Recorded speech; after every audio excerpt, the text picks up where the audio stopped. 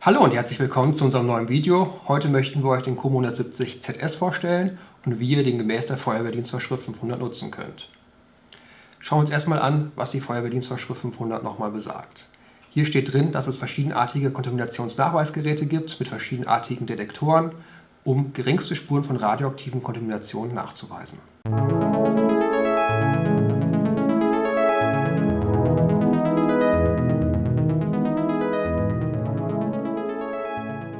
Was ist alles im Lieferumfang enthalten?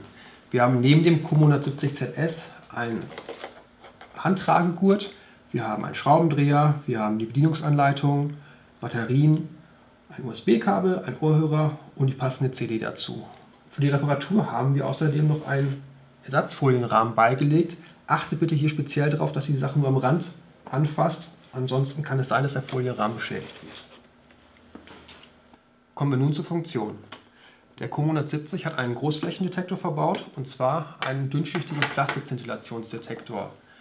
Der hat die Größe von 170 Quadratzentimetern und ist hier hinter dem Wabengitter verbaut. Wir haben dieses ganze Detektorsystem einmal ausgebaut, damit wir es euch mal zeigen können. Hinter dem Wabengitter ist eine Mylarfolie und dahinter ist dieser dünnschichtige Plastikzintillationsdetektor. Der Vorteil an dem System ist, er funktioniert auch bei Minusgraden, und zwar bis minus 20 Grad. Das ist ein deutlicher Vorteil gegenüber den alten gasgespülten Systemen. Wie das Ganze jetzt physikalisch funktioniert, das müssen wir uns auch einmal kurz anschauen. Das heißt, ganz ohne physikalischen Exkurs geht es heute auch nicht. Zum Verständnis. Um uns drumherum zerfallen überall Radionuklide. Der Zerfall dieser Radionuklide geht einher mit der Emission von Strahlung, zum Beispiel von Gammastrahlung. Und diese Gammastrahlen treffen auch auf den dünnschichtigen Plastikzintillationsdetektor. Hier erzeugen sie dann Lichtblitze und die können anschließend mit dem Photomultiplier gezählt werden. Dieses Bauteil sitzt hinten im Detektorgehäuse drin. Es verstärkt die Lichtblitze und macht sie zählbar, und zwar durch ein elektrisches Signal. Die Anzahl der Lichtblitze können wir hinterher auf dem Display im COMO ablesen, in der Einheit Impulse pro Sekunde. Das Wichtige an dem Detektoraufbau ist allerdings, dass die ganze Geschichte lichtdicht ist. Dazu haben wir diesen Folienrahmen, der oben drauf liegt. Der schützt den Plastikzintillationsdetektor vor Lichteinfall. Und darüber hinaus haben wir hier das Wabengitter, die Moosgummidichtung und den Querrahmen. Der schützt nur diese Folie vor mechanischer Beschädigung. Das Wichtige ist wirklich, dass die Folie nicht beschädigt ist. Ansonsten würde nämlich der Detektor Licht sehen. Das Licht würde direkt durch den Detektor durchgehen und zum Photomultiplier geleitet, und der würde es missinterpretieren als radioaktive Strahlung. Das einmal soweit zu den physikalischen Grundlagen. Kommen wir jetzt nochmal zur Feuerwehrdienstvorschrift 500 und stellen uns die Frage, ab wann gilt denn eine Fläche als kontaminiert? Die Dienstvorschrift sagt hier ganz eindeutig, dass eine Fläche als radioaktiv kontaminiert gilt, wenn der dreifache Nullwert überschritten ist. Bei uns hier in Dülmen, das ist in Nordrhein-Westfalen, am Berg, liegt der Nullwert bei 15 Impulsen. 15 mal 3 ist 45, sprich bei 45 Impulsen kann ich davon ausgehen, dass eine Oberfläche radioaktiv kontaminiert ist und ich muss anfangen zu dekontaminieren. Wichtig ist allerdings beim COMO 170 ZS, dass dieser immer mit der Nulleffektsmessung startet und diesen Nullwert auch automatisch abzieht. Das heißt also, die erste Alarmschwelle muss nicht bei 45 sein, sondern bei 45 minus 15 Impulsen, dementsprechend 30 Impulse. Ein zweites Beispiel, wir hatten mal eine Fortbildung in Baden-Württemberg, das war in Weinsberg am Gerätehaus. Da lag der Nullwert nicht bei 15 Impulsen, sondern ein bisschen höher, und zwar bei 25 Impulsen. 25 mal 3 entspricht ganz klar 75 Impulsen. Ab hier muss ich wieder dekontaminieren, aber wieder ganz wichtig, der Nullwert ist abgezogen. Das heißt, die Alarmschwelle muss bei 50 Impulsen liegen und nicht bei 75 Impulsen.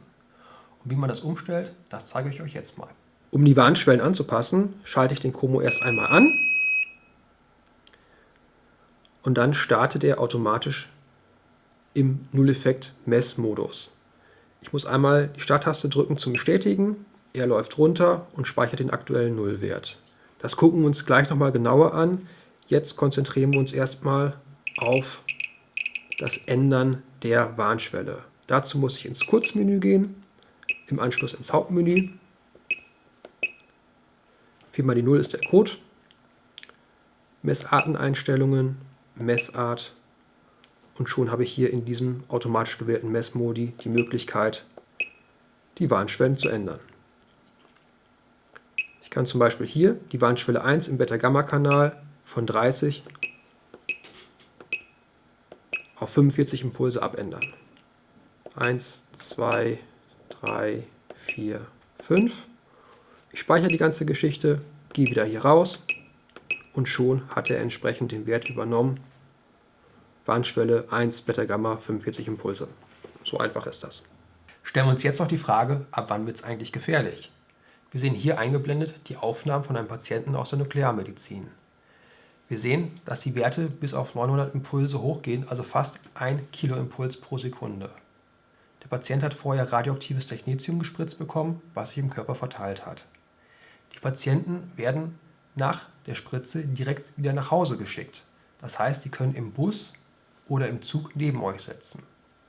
Auf dem Einsatzszenario übertragen bedeutet das, dass ihr nicht sofort nervös werden müsst, wenn der Komo mal alarmiert, sondern ihr könnt erstmal ganz in Ruhe die Messwerte schauen und wenn sie wirklich in den Bereich mehrere tausend Impulse laufen, dann würde ich euch empfehlen, zur Sicherheit ein Dosis Leistungs- und Dosis Warngerät dabei zu haben, wie zum Beispiel unseren Dolmo. Hier wird die restliche Einsatzzeit für euch eingezeigt, damit könnt ihr auf Nummer sicher gehen. So, machen wir jetzt den Komo bereit für den Einsatz. Zuerst nehmen wir eine Münze, damit können wir hinten das Batteriefach einmal die Schraube lösen, legen anschließend die beiden Batterien rein, Pluspol voran und dann einfach wieder zudrehen.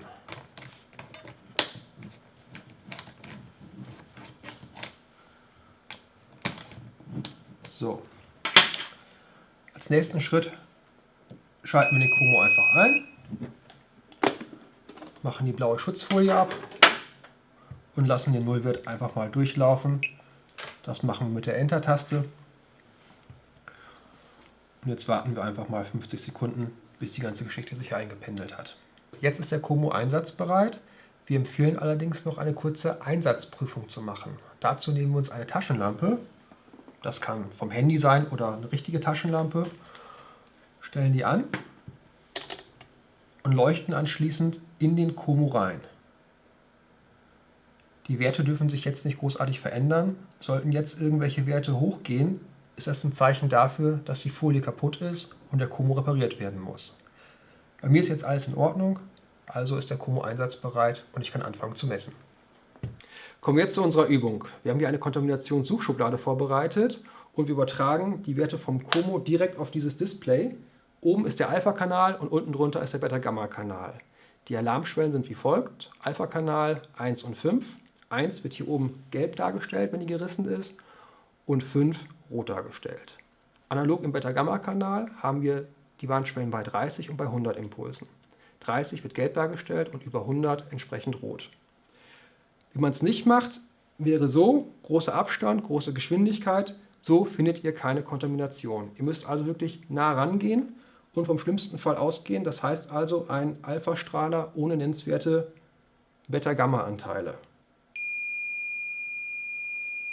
Wir haben hier einen Alarm. Wenn ich auf die Lautsprechertaste drücke, bestätige ich den Alarm und die Akustik geht aus. Ich gehe jetzt mal ein bisschen weiter weg mit dem Komo und da sieht man, was dieses quadratische Abstandsgesetz heißt. Der Wert geht nämlich runter und zwar unter die Alarmschwelle 2. Und wenn ich noch weiter weggehe, ist auch die Alarmschwelle 1 nicht mehr gerissen. Den Alpha-Strahler müssten wir hier irgendwo versteckt haben. Versuchen wir mal zu finden.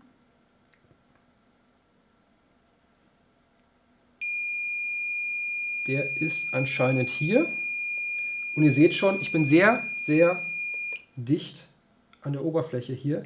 Wenn ich auch nur ein bisschen weiter weggehe, ist der Alarm aus und ich habe eventuell einen Alpha-Strahler übersehen. Das wäre entsprechend nicht gut, aber ich denke mal, dieses kleine Szenario zeigt euch wirklich, wie man richtig messen kann. Und ich empfehle auch, wenn ihr Übungen macht, nutzt richtige Strahlenquellen, sonst habt ihr kein richtiges Gefühl für solche Geräte. Und jetzt noch 4 Hinweise zum Komo. Sollte bei der letzten Übung mal einer am Komo rumgespielt haben und vielleicht irgendwelche Sachen verstellt haben, ist es ganz wichtig, dass man die folgende Funktion kennt, und zwar Werkseinstellung zurücksetzen. Dazu schalte ich den Komo einmal ein, dann deaktiviere ich den Nulleffekt, Ende direkt und dann wähle ich im Kurzmenü den Punkt Werkseinstellungen. Bestätige ich mit Enter, ich Reset, ja, ich bin mir sicher und schon sind alle Einstellungen zurückgestellt. Und er ist wieder betriebsbereit. Und noch der zweite Hinweis zum Thema ungültiger Nulleffekt. Ich starte erstmal den Como wieder und zur Nulleffektmessung stelle ich ihn direkt auf eine Strahlenquelle, in diesem Fall eine kleine Kobaltquelle, Kobalt 60, die ist auch unterhalb der Freigrenze und ich sehe schon, der Nullwert ist wesentlich höher als das, was ich sonst gewohnt bin. Ich speichere direkt ab und nehme den Como von der Strahlenquelle runter. Jetzt dauert es eine kleine Sekunde, aber irgendwann fängt der Como an zu meckern. Und zwar er piept und sagt mir, der Nullwert ist ungültig. Klar, der Nullwert ist auf dem Strahler wesentlich höher, als er jetzt der Fall ist. Und ein negativer Nullwert, das kann nicht richtig sein. Und deswegen beschwert sich der Como direkt und sagt, okay, ich muss den Nullwert neu messen. Da kommen wir jetzt zur dritten Meldung, dem Hinweis Overflow. Der besagt einfach, dass der Anzeigebereich vom Como überschritten worden ist. Und das könnte als Ursache haben, dass ihr neben einer ziemlich starken Strahlenquelle steht oder, was sehr wahrscheinlicher ist, dass einfach die Folie unten kaputt gegangen ist. Das könnt ihr relativ einfach testen.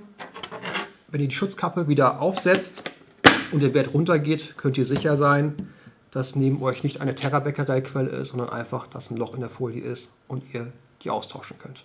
Als vierter Hinweis kommt die Meldung Detektorfehler. Hier ist die Kommunikation zwischen der Detektoreinheit und der Elektronik gestört. Da könnt ihr auch nicht mehr viel machen. Da müssen wir vom Werk einmal drüber schauen und den Como wieder in Ordnung bringen. Jetzt noch ein Hinweis zur Feuerwehrdienstvorschrift 500. Die besagt, dass die Grenze zum Gefahrenbereich bei 25 Mikrosievert pro Stunde liegt. Wenn ihr hier an dieser Grenze einen Dekomplatz aufbaut, habt ihr ein kleines Problem. Die 25 Mikrosievert pro Stunde erzeugen im Como einen Nulleffekt von über 5000 Impulsen. Das ist zu viel. Überlegt euch bitte, ihr wollt auf der Einsatzkleidung geringste Spuren an radioaktiver Kontamination nachweisen. Das klappt in so einer Umgebungsstrahlung nicht. Deswegen macht den Dekomplatz weiter weg, in dem Bereich, wo der Nullwert für euch in dem normalen Bereich ist. Das heißt also irgendwo bei 10, 20, 30 Impulsen.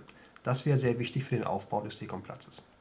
Das war es auch schon mit unserem Video. Wenn ihr noch Fragen zu unseren Messgeräten habt, schreibt die einfach in die Kommentarzeile, wir beantworten die gerne. Ich bedanke mich bei euch fürs Zuschauen und abonniert auch einfach unseren Kanal, dann verpasst ihr in Zukunft auch keine weiteren Videos mehr.